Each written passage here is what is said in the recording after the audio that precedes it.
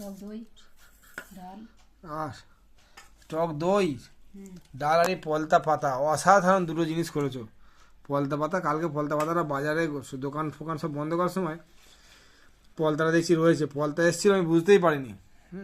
পলতাটা নিয়ে এলাম, বেশ করেছে। পলতাটা খেতে এত ভালো লাগে না, খাও খাও। এই অসময়ে এসব জিনিস পাওয়া যায় না, অফ সিজনের পলতা পাতা। কেন কেমন লাগছে আমার সামনে? ঠিকই লাগছে। খেপি লাগবে না তো, কেমন ভালো লাগবে নাকি? আর কি হয়েছে দেখাও? মাটন। মাটন ফাটন আমি খাবো না, মাটন তুমি করেছো, তুমি খাও। মাটনের মাটন খাবে না তুমি? না, মাটনের গু পেলে কি নেই, আবার মাটন খাবে না? মাটন খেতে ভালো লাগে না আমার, আজকে মুখটা কেমন জল জল পর হয়ে আছে। আর মুসুরির ডাল। সে তো খেয়ে নেবো, কিন্তু তুমি জানো তো আমি এখন রিচ খাবার পছন্দ করছি না। বাবা এই কদিন আগে একটু মাটন হলে ভালো হতো। সে মাটনের ঝোলটা তুমি করতে পারোনি, পাতলা করে ঝোল। সেরকম রান্নাটা হয় না।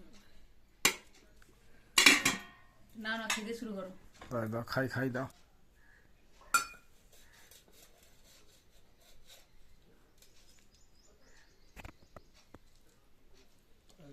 তুমি খাও, তুমি খাও।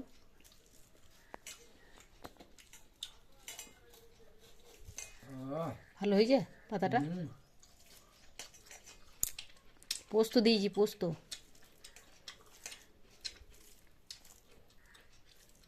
পোস্ত আর সরষে বাটা একটুখানি।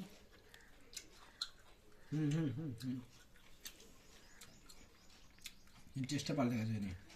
পোস্ত দেওয়াতে ভালো লাগে না। ভাল লাগে না খেতে? না, মিথ্যা কথা বলছো। হেজেলের টেস্টটাই আলাদা ছিল।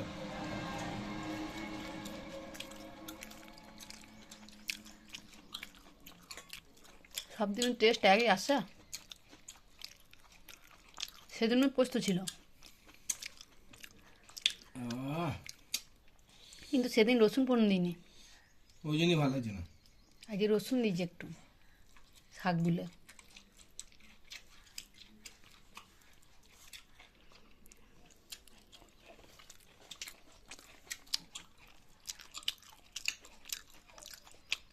রসুনটা না দিলে ওরকম হতো।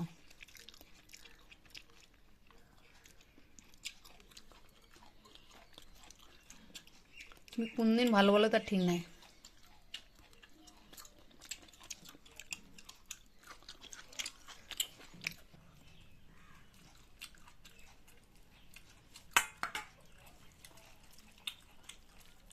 কি হয়েছে?